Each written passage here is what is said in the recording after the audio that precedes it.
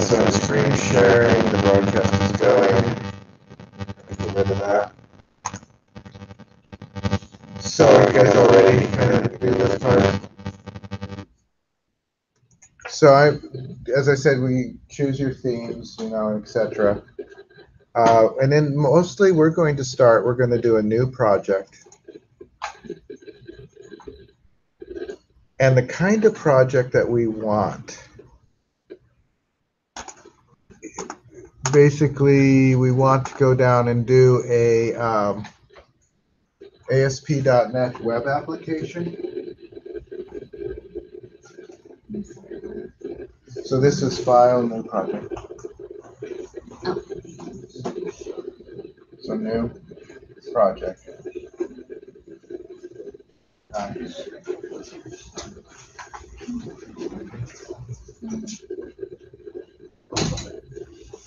So just load Visual Studio for right now. Yeah. So we want a new web project. This is probably should give it a name, right? Let me make sure that this is what I want. Instead of web application 1, I'm going to say like first demo.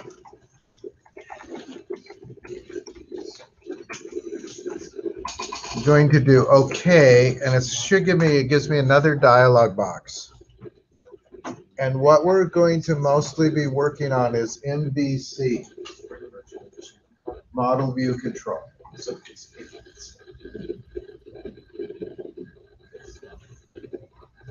So we're going to do down here, the check mark should be on MVC. We don't need web forms. We don't need the web API. So it gives this, you could add unit tests. We're not going to do that. We're going to make our own authentication when we do it. So we're not going to add that authentication. You find out? Oh, okay. So basically, we're just going to start with an MVC. It gives you a template, and I'm going to show that. So I'm going to do OK. And it can take it a moment to get here.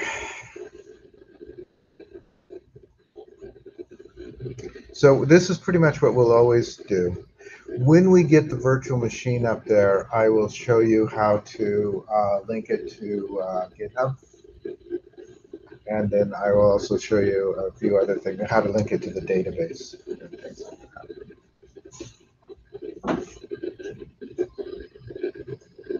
And it can take a while, particularly when you're starting new.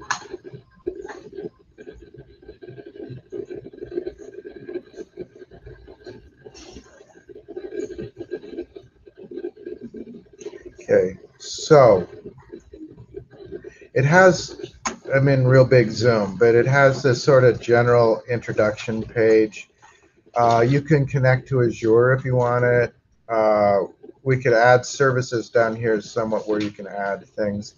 But this is where we get the template for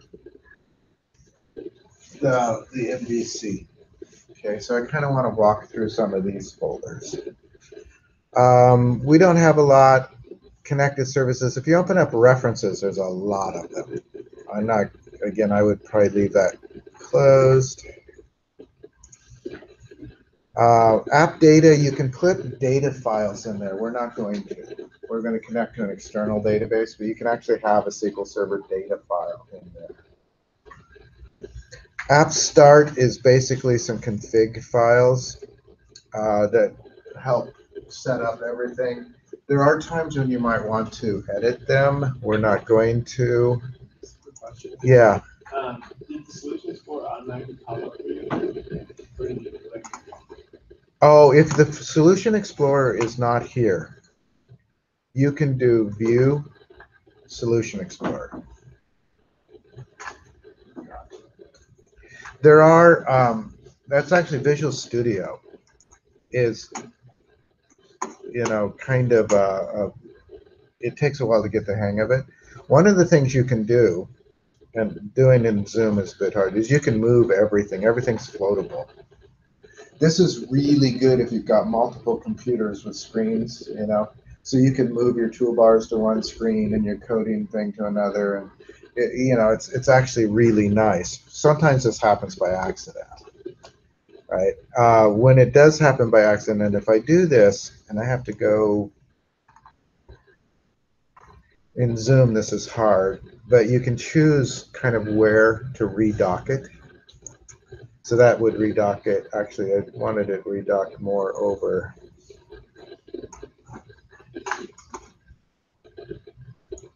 Okay. So, but you can move, every window is movable, right? And there you have tabs up here. I'm going to, there's the object browser, not sure why it's up there.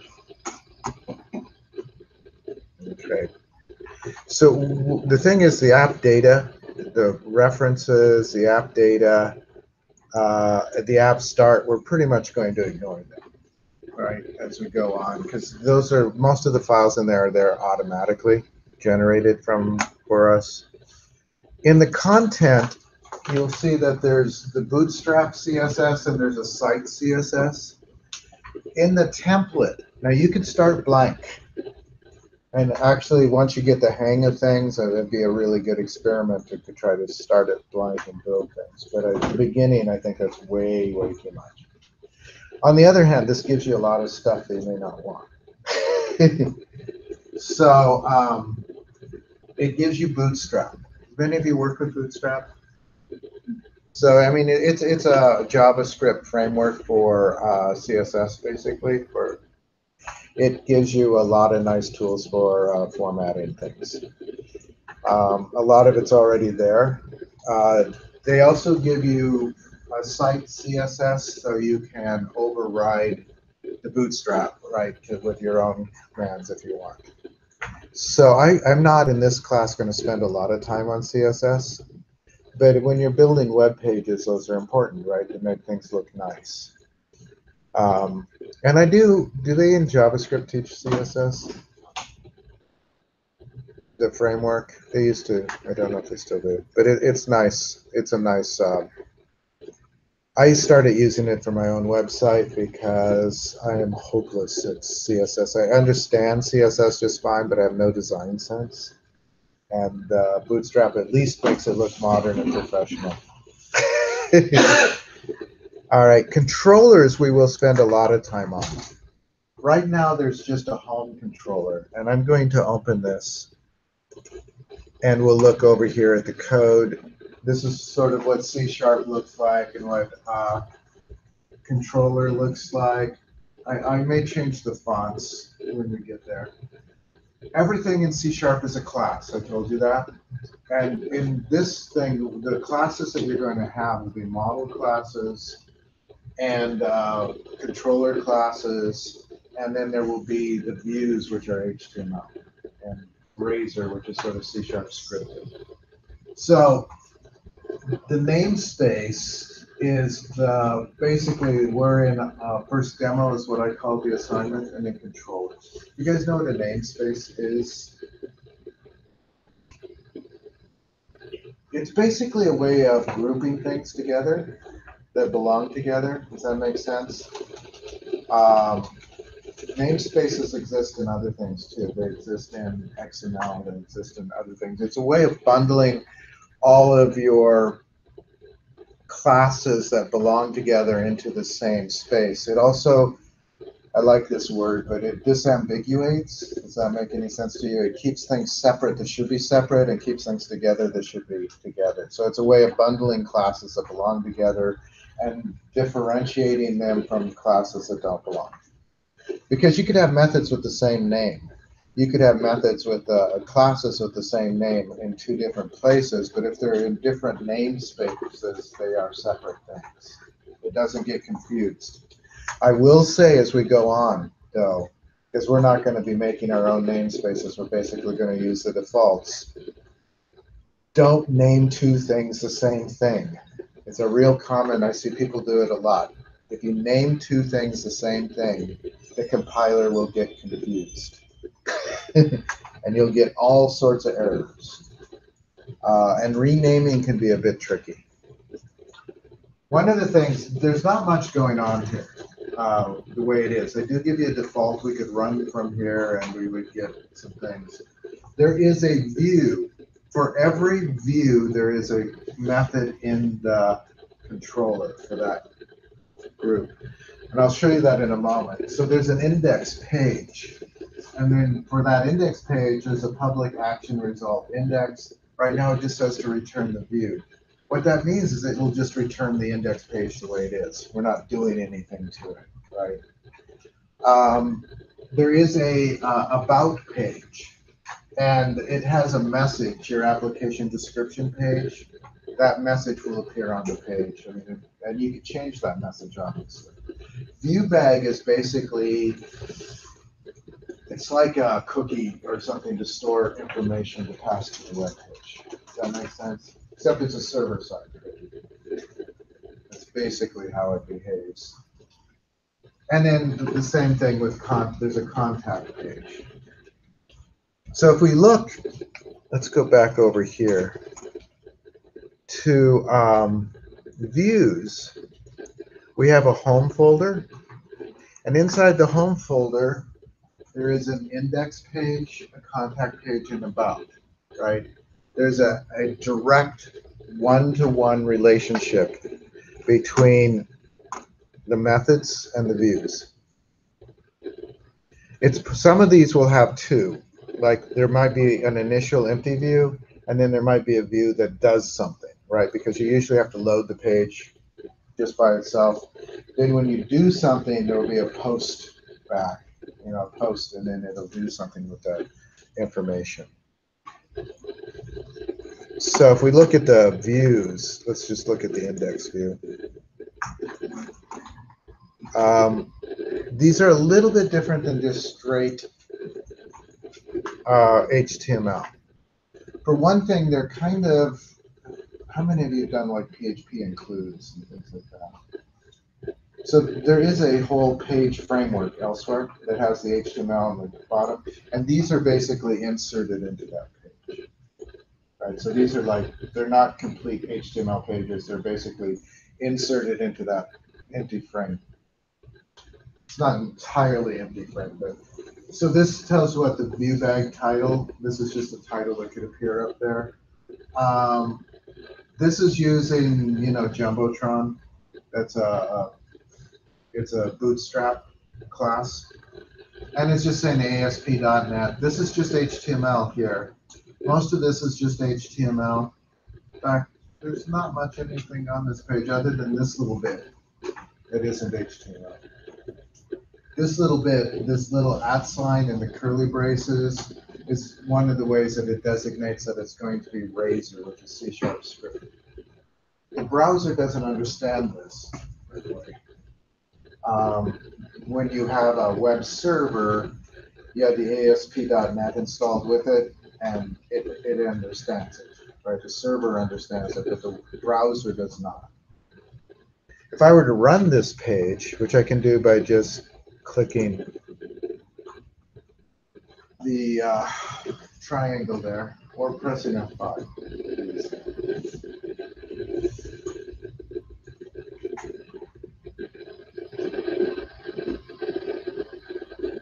And it doesn't have to run in Microsoft Edge. It'll run in any browser. One of the things that Microsoft has been doing for a long time is trying to make themselves more compatible with the World Wide Web Consortium, make their stuff comply to that. So this is really big. Maybe I'll zoom down for a second. This is what you get for free, and it's also what you need to undo, right? Because so you have this is the Jumbotron, this top thing. That's the thing. It gives you the title, it gives you an information. There's a button here to learn more. There's a getting started comment with the learn more, getting more libraries, and you can undo all of this and customize it to be your own app. Does that make sense?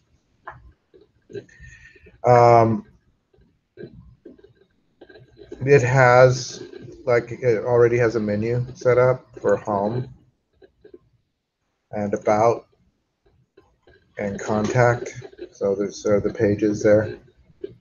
The application name is just application name. All of this is changeable. I'll show you where. I don't expect you to remember all this either, by the way. This is sort of a grand tour. So I'm going to kill the web page. Let's zoom again.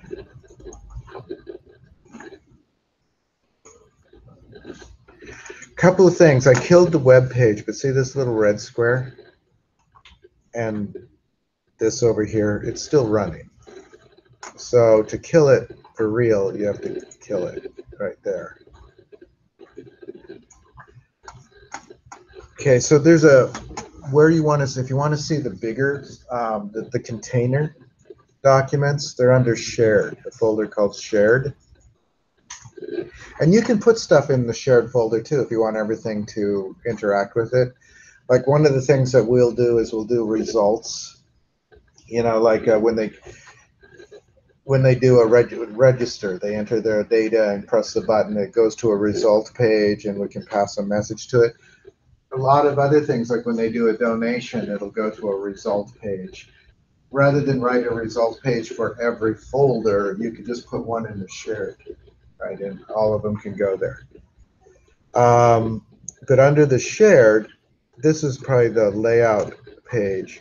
Notice this has the HTML. It has the HTML5 doc type. It has the title, which you can get. This is, again, it has the @ so you can change the view bag for this as title. It has some other scripting things here. Action links are basically like hyperlinks, except that they give you a little bit more information about what to do. We'll do some, if you want to add stuff to the menu, you just add it here.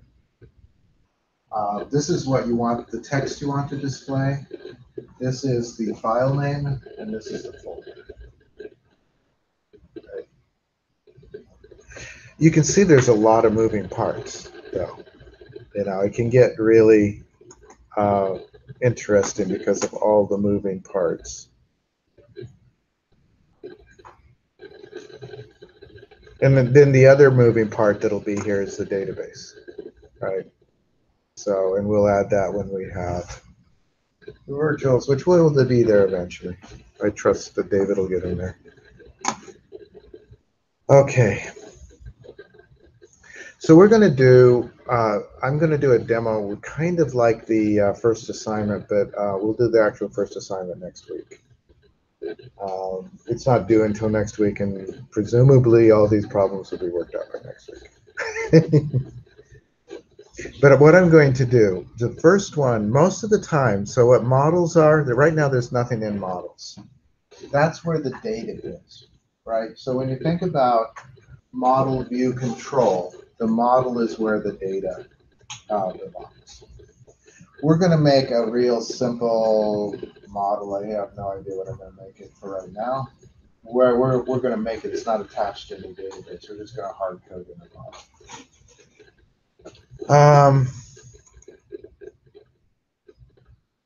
So I'm going to add a new, well, actually, I'm just going to add a class to model. And when I do that, it gives me a class. I want a C# class, and I want to give it a name. So I'm trying to remember what the assignment is, whether it's products or emails. Does anybody have Canvas up? I just don't want to do the assignment anyway.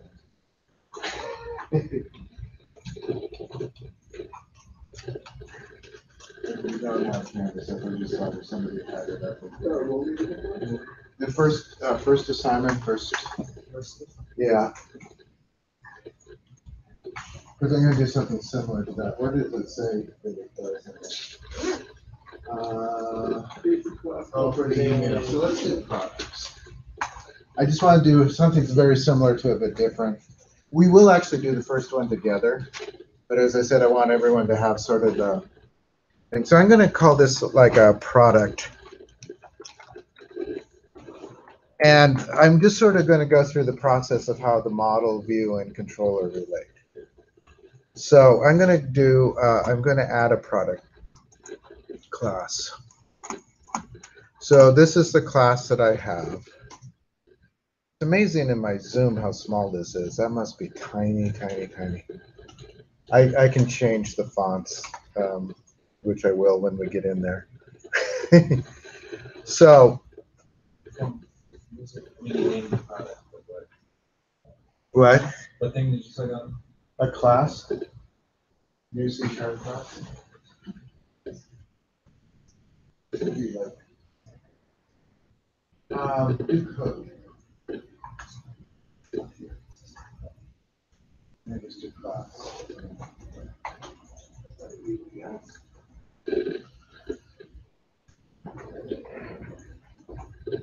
So we're going to just add, what do we want to know about a product?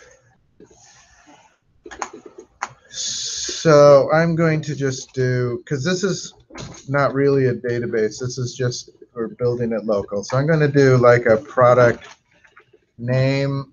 So a couple of things I need to do before I do that. I need to give it a type.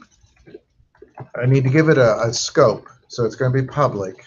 It's going to be a string, public name.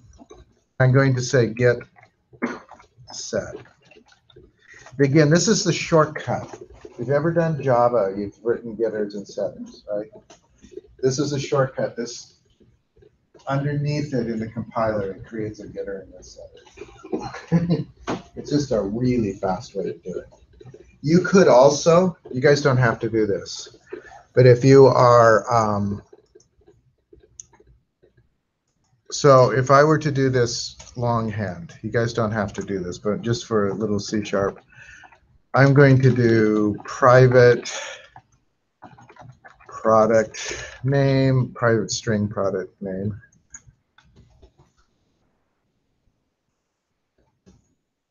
And then I could do public property. Actually, it's not public property, it's just public string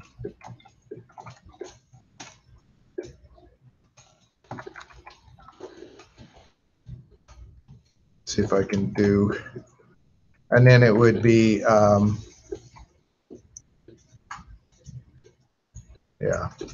it just needs a set where I would say,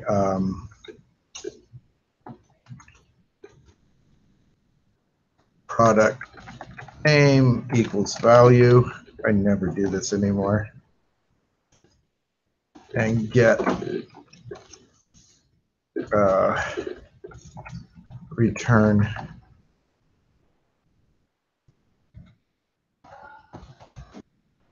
as I said, you don't need to do this because we're not going to do it that way. But that the get and set has the same effect as doing this. And what this is called a property, and a property is basically encapsulates the getter and setter. You know, so they did that where in Java you basically have to write a separate get method and a separate set method, and they're real, but they all serve the same function. The set lets you change the value of it, and the get lets you see the value. Does that make sense? So, having done this, I'm going to, you know what, I'll comment it so it'll be there. You can look at it. But I'm going to make this public string, and I'm going to capitalize this. The naming convention is usually that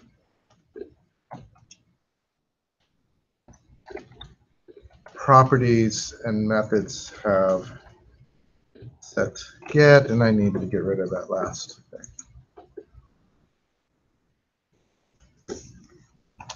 Doesn't matter what order you put the set and get. It doesn't actually. It's a good question, but yeah, it doesn't matter.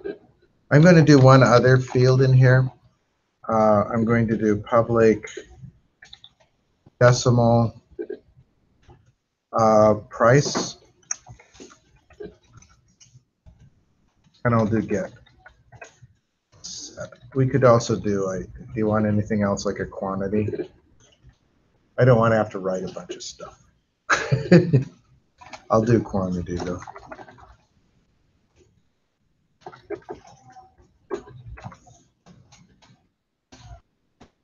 Now, when we will need to do this once in a while, we're going to do a wizard that will take the tables from the database and turn them into C# classes that look a lot like this. But the tables in a database don't always make your best class. You know, when you're trying, because you a lot of times want to put things together that have been separated by the relational model. So we will write a couple of these classes, not very many. When possible, we'll use the ones that are auto-generated. But this is what a real simple data model kind of class looks like. This is real simple because there's no relationships, there's no arrays or anything related to it. It's just a list of the fields, what the data types are, and the setter and the getter for each of those. The purpose of a model class is to bundle data together, right?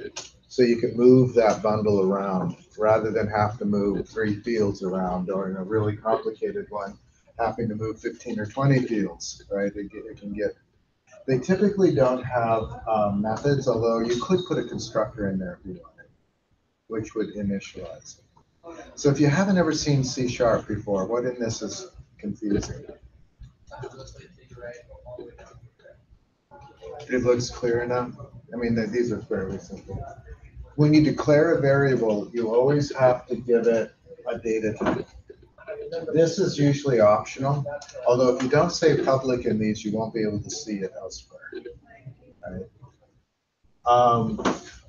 Naming convention for properties is caps, but even for straight variables, it's usually more like this, lowercase first and then. It doesn't matter. It's not going to yell at you if you use a different naming convention. Java's naming convention is a little different. Yeah. For the product name gets set and the other ones. It doesn't matter which order. Yeah, as long as they're both, and you don't actually have to have both. Like it's possible to have a field that you only want to set, like a password, right, where you don't want to have the users be able to get it. It's also possible to have just a set where they can set the value, but they can't see it, right? So you could do that with the password too, depending. So you don't have to have both, and it doesn't matter what order they're in. So that's our model. All right, it's really simple, really dumb. And this here is just to show you that you can do this longhand. You can also, if you really like, you could write a set method and a get method. That also works. All right, so I'm going to go, when we look under models, now we have product. And I'm going to, actually, I'm going to build real quickly. When you build, what it does is it compiles it, right? Because this is different than Python. It's all compiled at once. And when you build it, sometimes if you don't build it, it doesn't see it when you go to another component. You know what I mean? So sometimes it's necessary to build just to be sure that everything is present and ready. So it succeeded. Okay, so what I'm going to do is I'm going to make a controller for this. And we have a home controller, but I'm going to right click and I'm going to add, and the thing that I want to add is a controller. And I'm going to do an empty controller. So there are some other options. One of the first things that we will do is that we will run, let's see if it's Web API 2 controller with actions using entity framework. What it does is it generates the entire CRUD. Do you guys know what CRUD? Yeah. Create, read, update, destroy. What? Create, read, update, destroy. Right. And it'll set up all of that for you for a given table. The thing is that it's very blunt about it, and what it returns would be fine if all you're doing is editing your database, but it's not necessarily good for what an actual web page would want to do. But we will do that, so you can see what those are.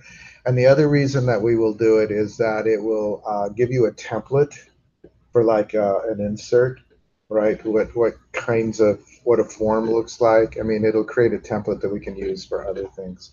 Because there's no way, this stuff is really complicated, and the only way to know it is either have somebody show you or to look it up online. I mean, there's no way to intuit this unless you've been doing this kind of programming for a long time. Even then, you're basically going to have to look it up. But I'm going to do an empty controller. I'm going to add it. I'm going to call it product controller.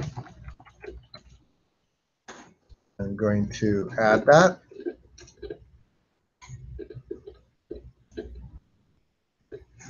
Which gives me the product controller over here. Also, if you look under controllers, there's now a product controller. There's also, notice, a product folder under views. Whenever you create a controller, it creates a folder for its views. So we have a product controller and we have a product folder. So I'm going to do a little bit here. We're going to manually add some data to this controller. This is not something we will generally do. I mean, this is a real clumsy way to do it, but we don't have a database, right? I'm actually going to do a private method. It's going to return a list of product. We actually need to add one thing up here. Using system, actually not using system, it's using, this is first demo, using first demo dot models. Notice how it turned a nice teal. That's a good sign. So I'm going to create a method that returns a list. I'm not done with it yet. Oh, okay. And we need to give the thing a name. So what do we want to make products?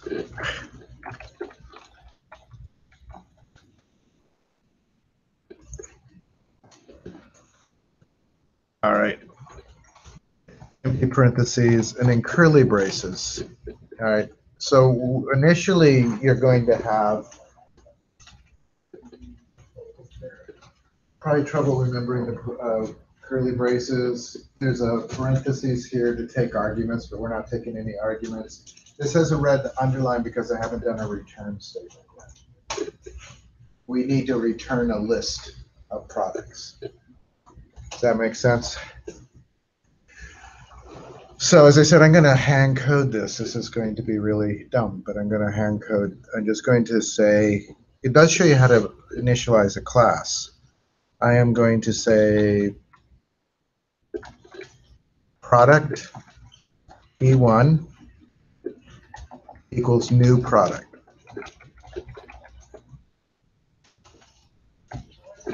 And then I'm going to say P1 dot, and notice it has the thing. So I'm going to say the product name equals, what kind of products do we want?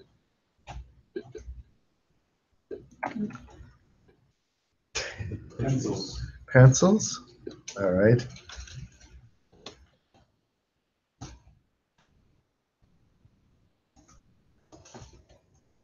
All right, so then we do P1 dot price. What price do we want? What is a pencil? What, 99? And then I'm going to do P1 dot quantity. What do we have? 100.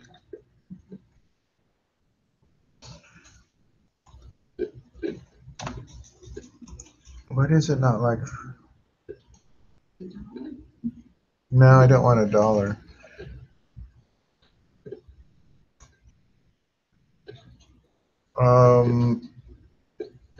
It's because I did it as decimal. Is that? Should have probably just done it as double. M.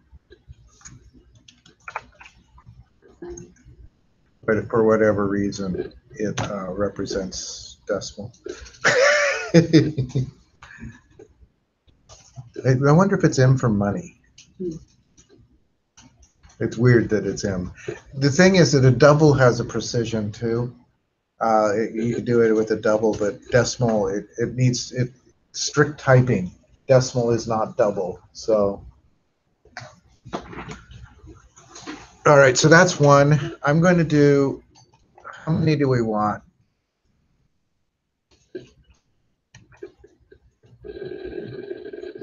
Why is that spinning? Okay. I'm going to copy the whole thing again, but change it to P2, not P12.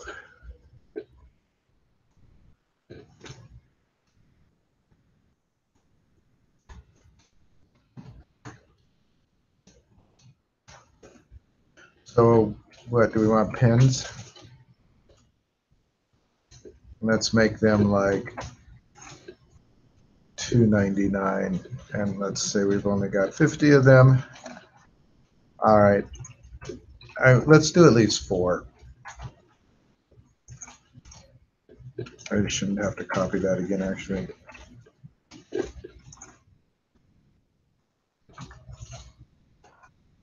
So what we're doing, we're making a new instance of the class, and then we're assigning values to its fields or properties. And paper, since we're doing this. I don't know. What do we want for paper? All right. And we didn't say what units those are, but that's one last one.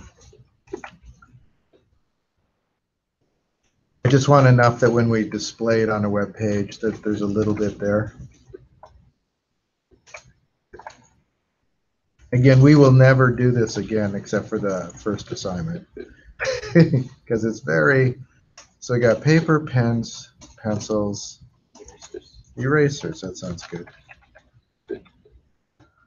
Erasers, let's just make it $1.12, and we've got 45 of those. All right, so I'm going to, one last thing I need to do since we're manually doing this, we have a list, right? So I'm going to say list product, and a list can contain classes, right? So I'm going to say products equals, actually is products the name of my controller? No, it's a product controller. Why is the namespace? Oh, it's because there's a semicolon missing down here. Equals new list product. This probably looks a little weird to you. So list is an object, and it has a type. This is called a generic. Does Python have generics? I don't know. Java does. This looks pretty much like the Java list if we were doing a generic, except I think they call them array list. And basically it's just an array or a list. Python does have lists, and you can put objects in a list too in Python. But you usually don't have to make things new in Python because it scripts them. What this does when you say new is it actually reserves an area of memory for the compiler, for the class. New is basically initializing it, setting aside RAM for it, and doing all sorts of different things. So we have products. I'm just going to do products add, and I'm going to add P1, and I'm going to add the other three too. So I'm going to do just copy that line. Again, this is something that we'll never do quite this way again, just because it's slow and clumsy way to do data.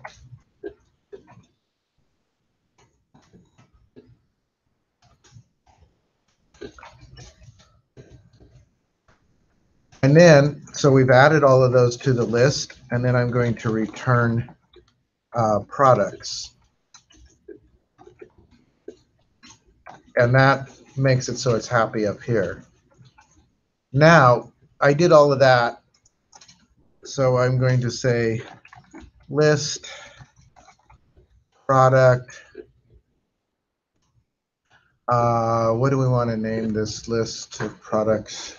It's going to call it prods. Equals make products.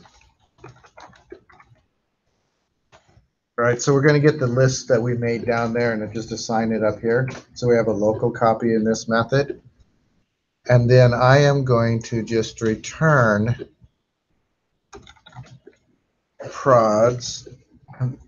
This is weird, but I'm going to do a toList even though it is a list. So we're returning this to the view, to the index view under product. Does that make sense? We're actually returning this list so we can use it on the view side of things. This is just, normally your data would come from a database. We just manually typed it in. It's important to return products, otherwise this line doesn't make any sense. And we could have done it all in that one method. It's just more elegant to do it separately. Each method should be about one thing.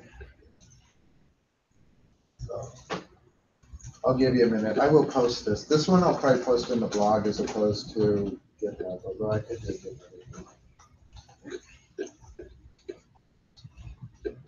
Does that make sense so far? I mean, as I said, this is a clumsy way to do data. We just assigned the data that we did here to a list there. And again, I just separated it because it's a little bit more elegant. And then I'm returning to the view, and one of the things I'm passing to the view is this list of products. So in the view, what we want to do is we just want to display these products. That's all we're going to do. So we've got the model, which is just the description of what the data looks like. We've got the controller, which in this case is actually generating the data as well, which is not usual. Usually it's, we did it through the model. And then we're going to go to the view. Are you guys ready for the view? What do you need? What do you need to see? I know it's smaller than it should be. When we get into the virtual machine, I will bump up the fonts quite a bit. Right now we're on a 200% zoom, and the fact that this is small at a 200% zoom, it must be tiny.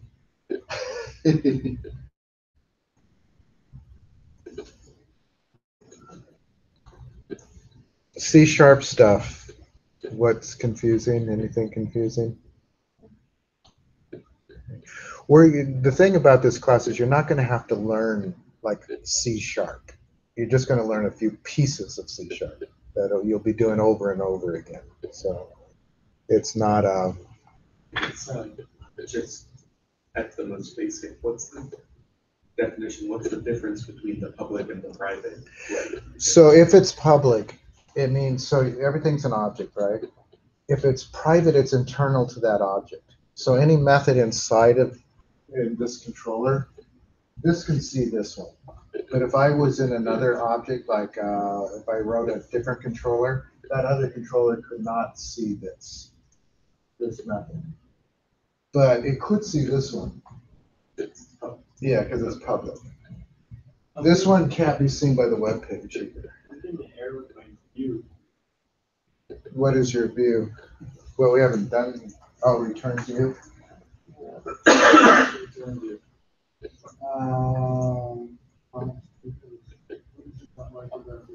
Is it there or is it just not?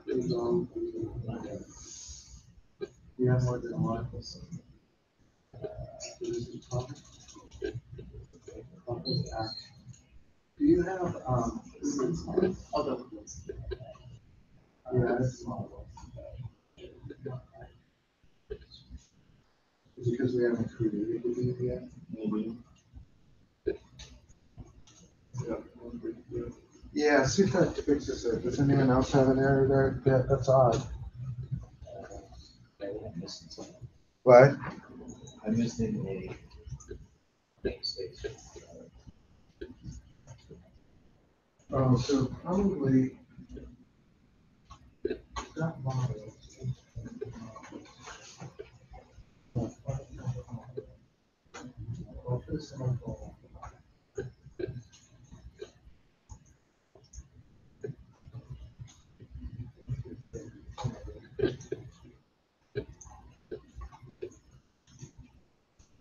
You probably have a lower case.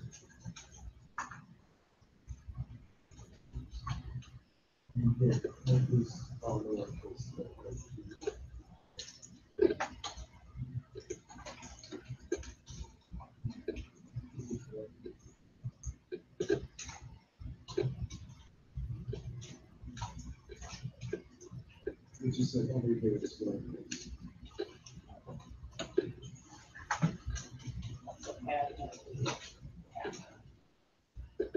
Add has to be a capital, yes.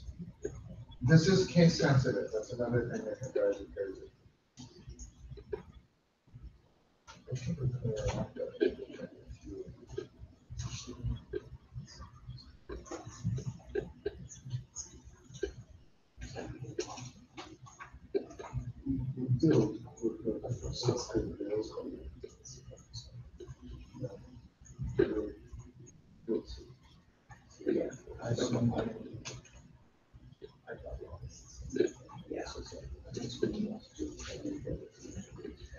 Oh, you know what? I think it's probably on top.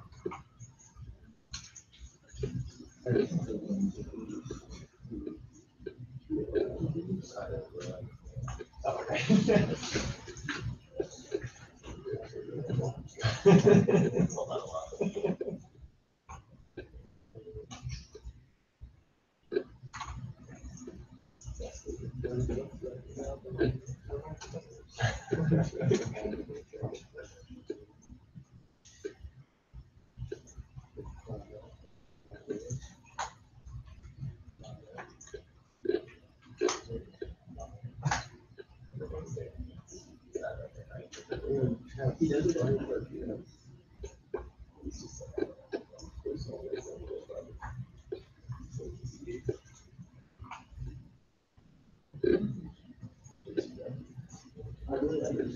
yeah.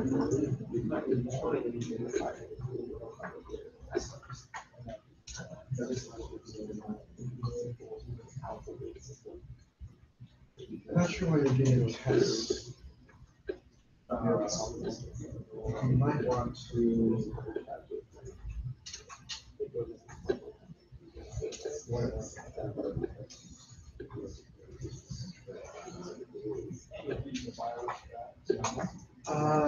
So you need a semicolon after.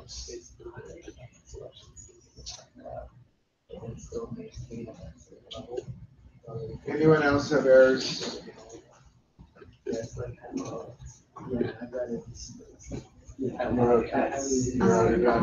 You're lost? I haven't even.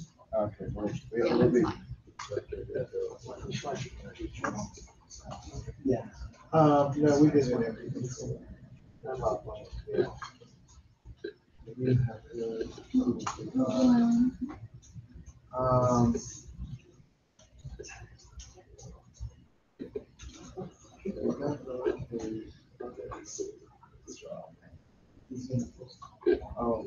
Using very time.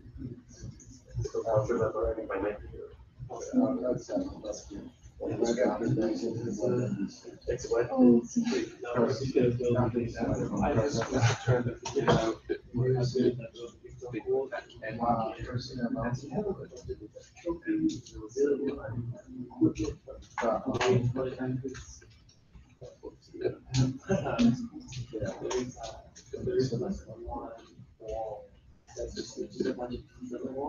And this one is Catholic insurance.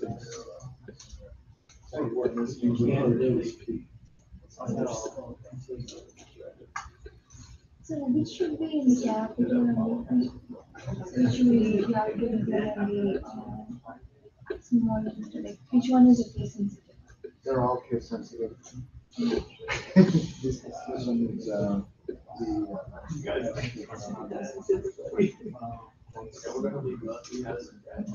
and this one is COGS, not COGS.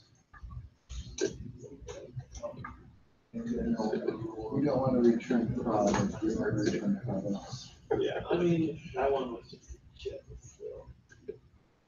Yeah. You guys are okay? Sure.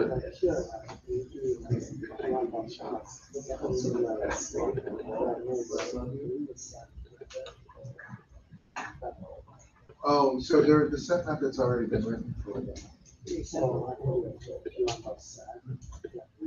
No, no, actually, in C# you just do dot. Oh, we need to like make that one like public. Yeah. So if you go to product, And the, so you got product name and, number, that's fine, second get, that's not the second get. So you don't need to do like a Java, there's no, yeah, getter, yeah. set. But outside of this, I want to do something about that. Well, you don't have to do a dot set, you actually can do it, just like I did. You just do the name of the field equals, you don't have to do like the set and then parentheses like Java. Oh, okay. It's kind of they streamlined it a little in C#. Okay. All right, so I'm ready for the web form. Are we ready? Everybody kind of there? Okay, I know some of you have been waiting. All right, so let's go to the views and product, and I'm going to add a view. And again, this is sort of the pattern. It'll be the model has the data, you always do the controller, and then you do the views. So I'm going to add a view. I'm going to call it index. It has to have the same name as the method. It needs to match what the method name is, in case, as well as other things. I'm going to do it empty. You guys ready? All right, so we get nothing, but that's fine. I mean, we get very little. So one of the things I'm going to do at the very top is I'm going to add a model.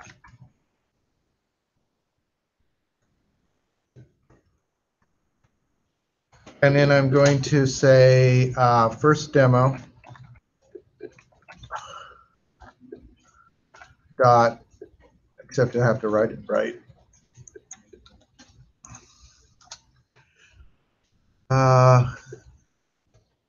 Is mine called first demo? Yeah, why is it not giving me that model?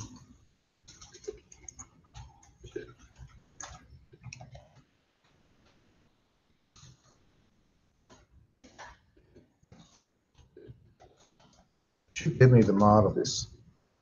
Should be the at model. Is it lowercase m? No, it's capped. I'm pretty sure it's capped.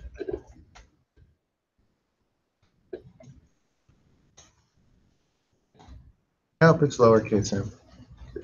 Models dot product. So we make a reference to the product model. I also think it's going to require, and this is confusing to explain, i.e. numerable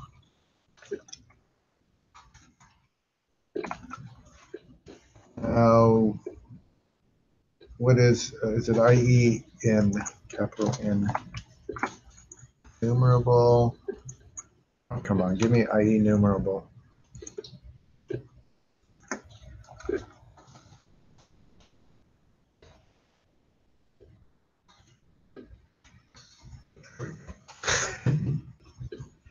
IE numerable is an interface. Python doesn't have interfaces. It would be a lot to explain. But IE numerable, I mean, interfaces basically are collections of abstract method declarations.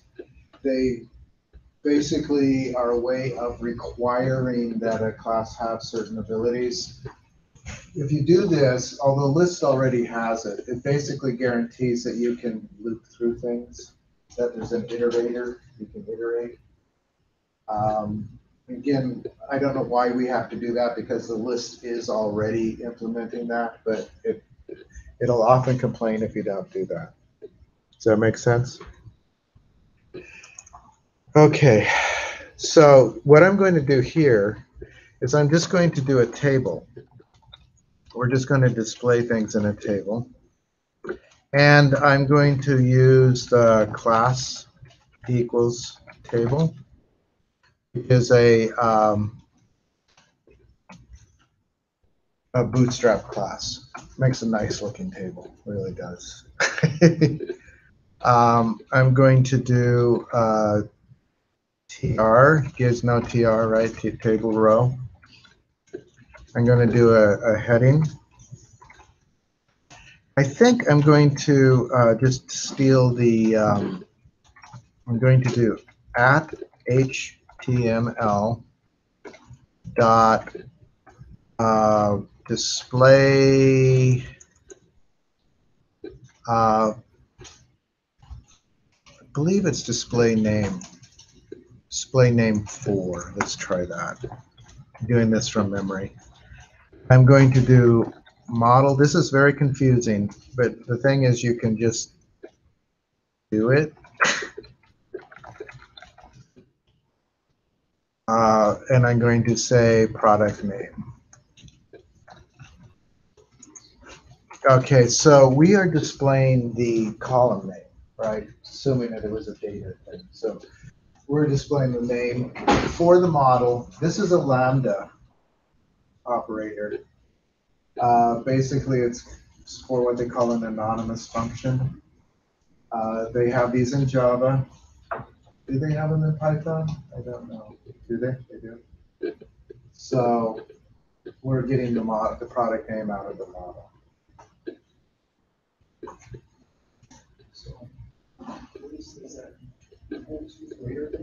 It's equal to greater than. It's a Lambda operator.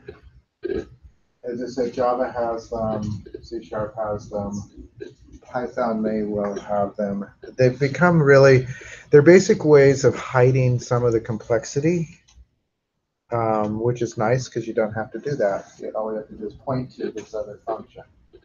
Is essentially what they're doing. In C++, it's essentially what you call a function pointer. It's a pointer that points, it's a function that points to another function.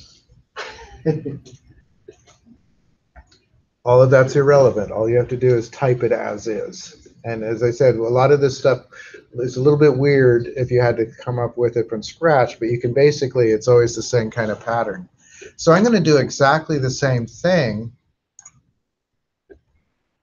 but for, instead of product name, I'll do price.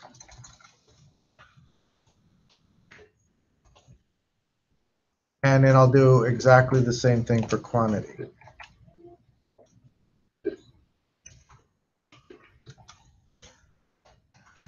As we go on, one of the things that I will, kind of suggest is that you do make good use of copy and paste. It's a little dangerous because if you don't change the things that you need to change, it can be a problem. So we're still in the table, but I'm going to, now we're going to loop. If you ever did PHP, the process is very similar. We're going to loop through the data now. So I am going to do at for each, and I'm going to say var item in model. All right, so basically, is it going to be model with a capital M?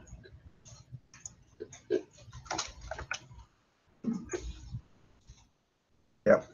I always forget which are capitals and which are. So a for each loop is basically something that just loops through a set of objects. All right. I'm not sure. There's something equivalent in Python. Yeah, for loops are counted though. This is not counted. It does an automatic end of file kind of thing. For each is a nice loop. I know they have them in Java, but they have a little bit different name in Java. But basically, we're going to do this. Var is a built-in type, and it's a type for something that comes in as data, where actually it's a bundle of types. Does that make sense? So it's kind of, it'll decide what the type is as you use it. Item is just a variable name. It doesn't have to be item. It could be literally anything you want to do it. And it's in our model, right, that we're passing in. We're passing in this. If you forget in the controller to pass that thing in the view, you'll have nothing to work with here. Right? It won't.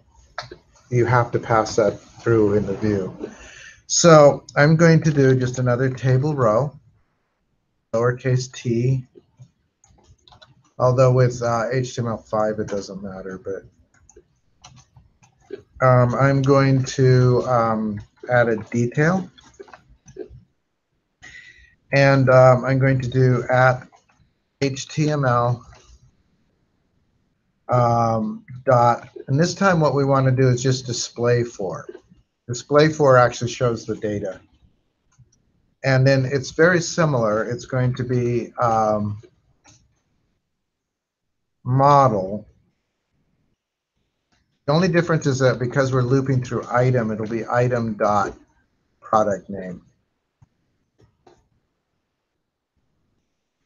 And then I can copy that and just change the values. Price.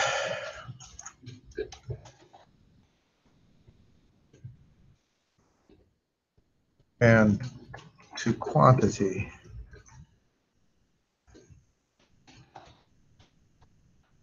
Does that make sense? So we've just created a little table. It's reading the data that we pass to the page, which is noted up here that it's product.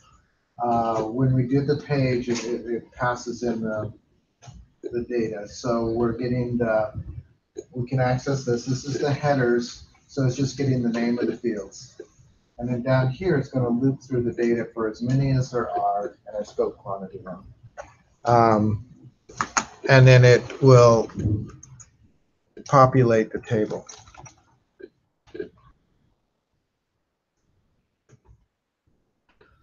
Okay, and we could run this. I think, let's run it. Let's see if it works. Everything could crash now, but we'll run it. Let's see. Should work. No, I have a build error. So if it says that, say no. And then we want to find out where that build error is. That's product controller is typically where the build error would be. What were the errors? There's a semicolon missing somewhere.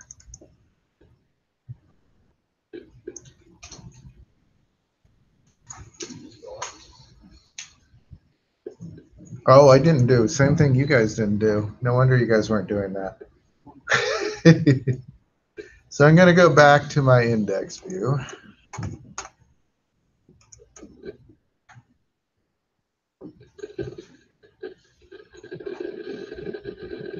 You guys were being really copying what I did, even including my error. All right, so I may down zoom a little so you can see the page better.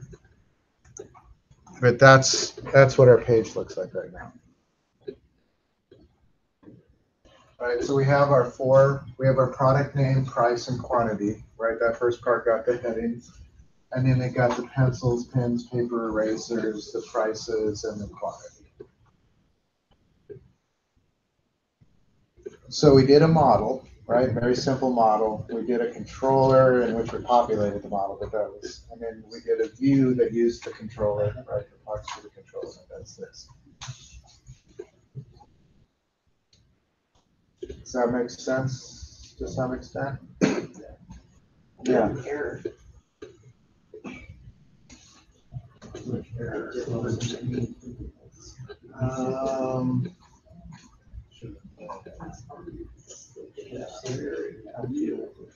So it's saying it doesn't find.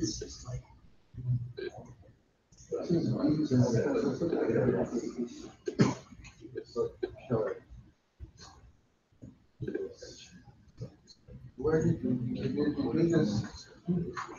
Where did you do it? Oh, it shouldn't be there. It should be under product. Okay. So you should be able to move it. Index. Well, yeah, but you changed the index that was already there. No, you did this. I think that, I thought I added it. well, there should be an index. Okay. We'll open that one to see what that's right. But it's right. Okay, So then just move it into the product. Yeah, now try to ask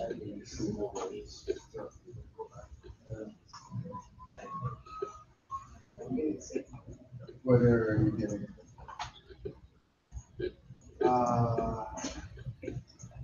all right, so let's go back to your, you called it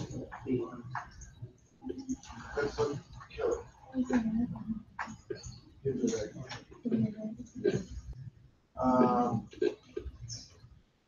let's look at your method.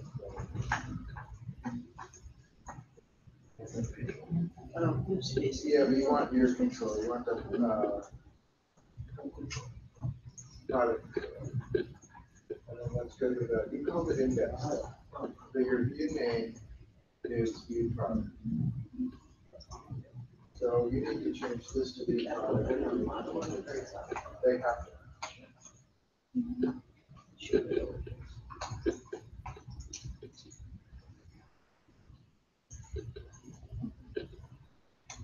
Now if you go to view product.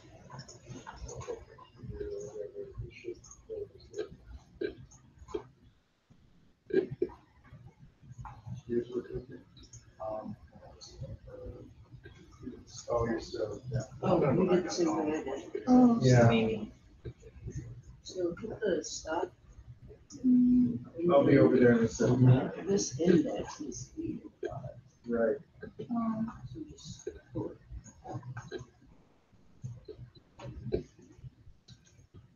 Now if you run the product, So now click back on index. index under product. Click that. Now run it. So every controller has its folder and the views and all the views have to go in that folder. And the method names have to be the same to that work. Did yours work that way? I'm still working now.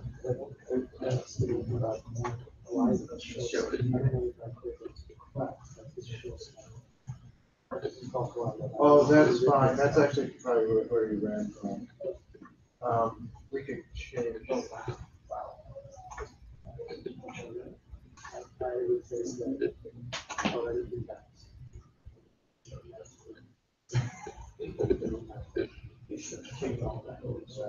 Oh, so you did it, maybe you did it in the home.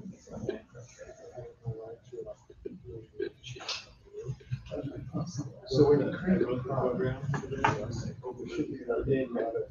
And you do the code and you get a home control, you just change the home. So that should still work. You got that absolutely. There. Actually show you. Oh. Yeah, that won't work. This is one way, right? So It would have to be this and that. Oh. Got it. So did you make a product controller? What's that? So let me stop this. Let me zoom up again and then I'll come around. That must be what he did. I just didn't.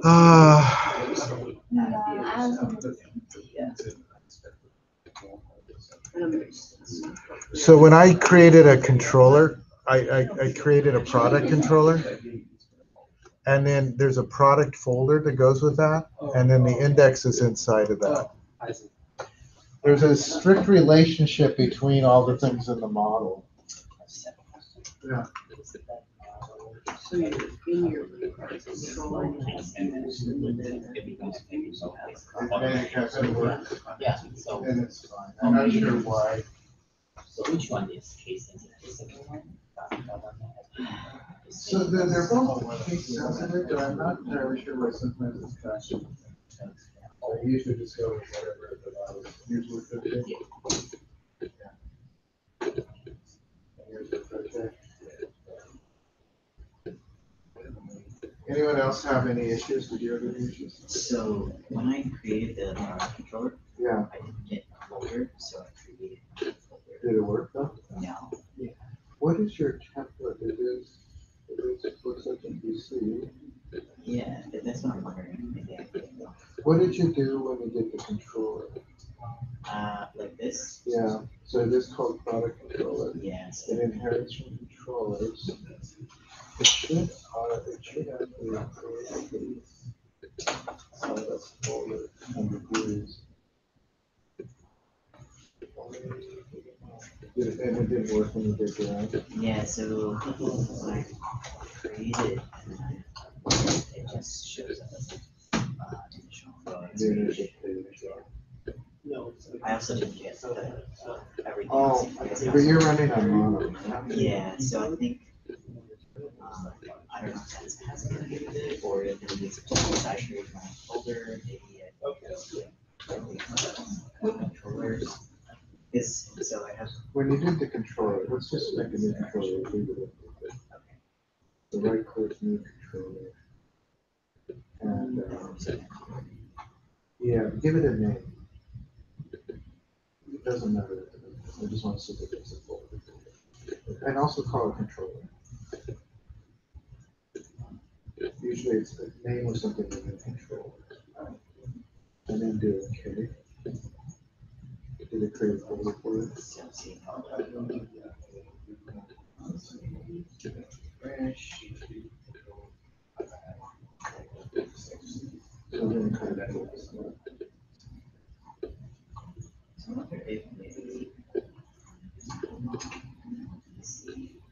Possibly, I've never tried running this.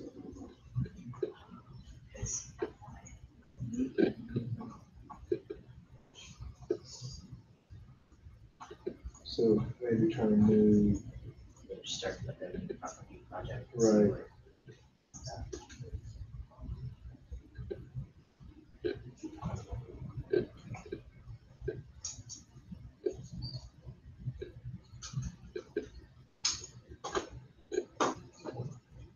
I'd be curious to know if this all works.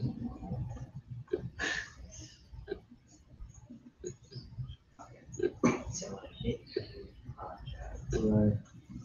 This is where it's on. Well, it should be. So we did a web app, but I'm not sure. See, this is the Mac, so then, so they got. Well, so it doesn't look like there's a Windows PC. Try no, we don't want that.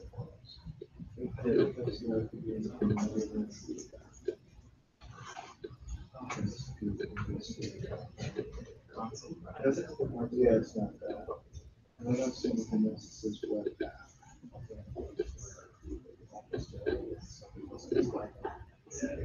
Try that.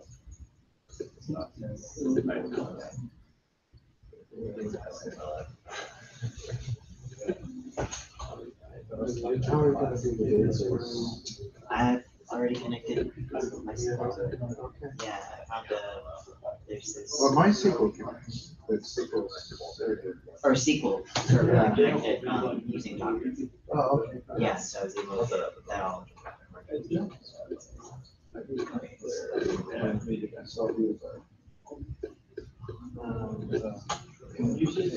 start a new control and see if it creates a folder.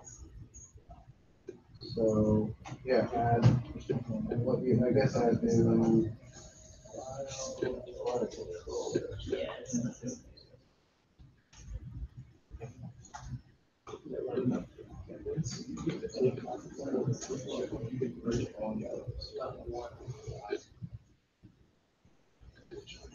I wonder if it won't do a controller with this one. Should be able to.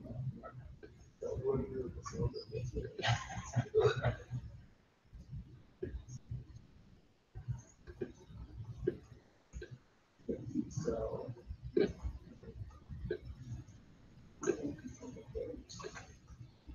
What I would suggest, I guess, is just look at it over this weekend. I bet there's some documentation on that.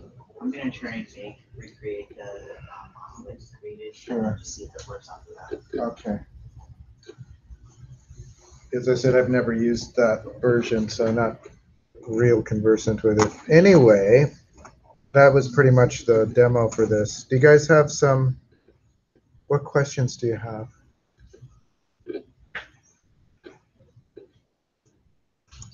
I still think that line in review, but It worked. It works. So.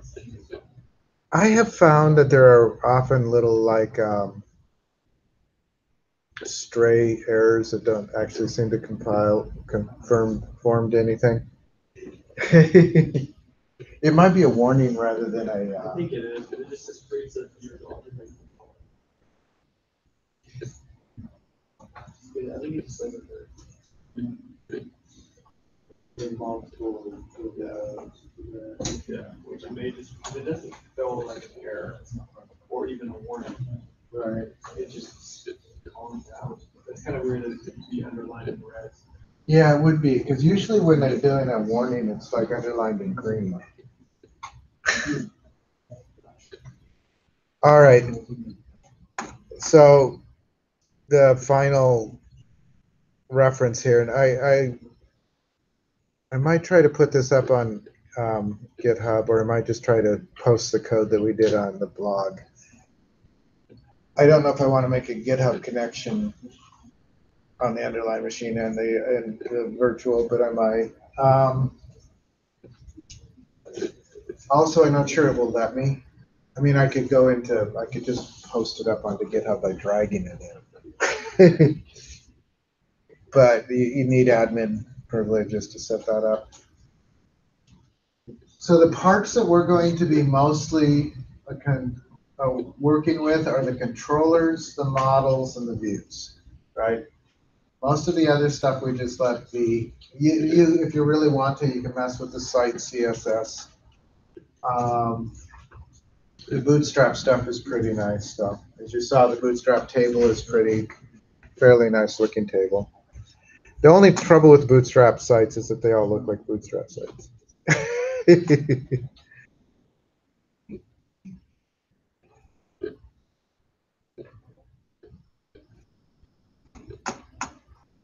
Maybe I'll try to put this up on GitHub, because then you could clone it if you want to and look at it.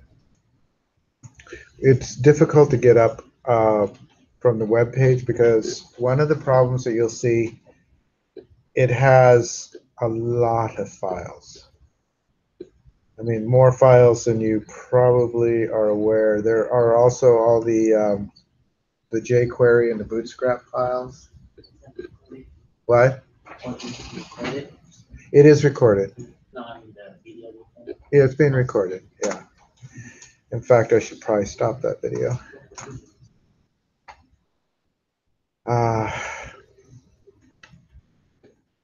Oh, that's right. I'm so used to being in the virtual machine. I was trying to get out of the virtual machine. I'm not in it.